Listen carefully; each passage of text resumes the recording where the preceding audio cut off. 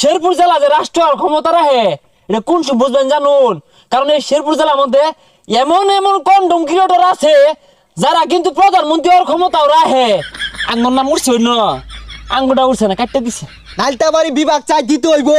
আমরা কন্টম ক্রিয়েটর যারা আছি সারা দিন প্রতিবাদ করবাম, দিতে হইব। দিতে হইব।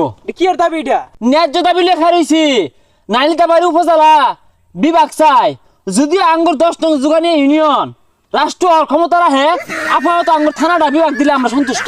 আচ্ছা ভাই, কোনটা খাইছুন, হুংনাটা না বিজাটা? না ভাই, খাইছি হুকনাটাই। হুকনা যে বানাইছিলি করলি যে সকালে খাইলাম, এটা কি বৈকেট দিয়ে বানাইছিলি?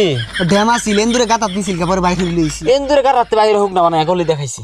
আচ্ছা, তোমরা যে নালিতাবাড়ি বিভাগ চাইতেছো আর শেরপুর রাষ্ট্র, এগুলোর মধ্যে আছে কি? হেই মিয়া, নাই কি তাই কও।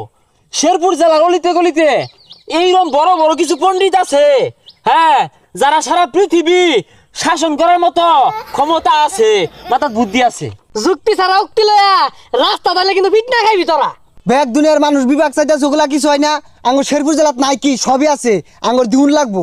আচ্ছা, তোমরা যে নালিতাবাড়ি বিভাগ চাইতেছো, শেরপুর রাষ্ট্র চাইতেছো, এটার মূল কারণটা কি খুললা কওছে? ভাই কারণ আছে তো, শেরপুর জেলা তো আর আগের মতো পাছায়া নাই। শেরপুর জেলায় অলিতে গলিতে কন্ডম ক্রিয়েটরে বইরা গেছে গা, তাদের হাত ধরে এই জেলা তরত গতিতে এগিয়ে যাচ্ছে উন্নতির দিকে।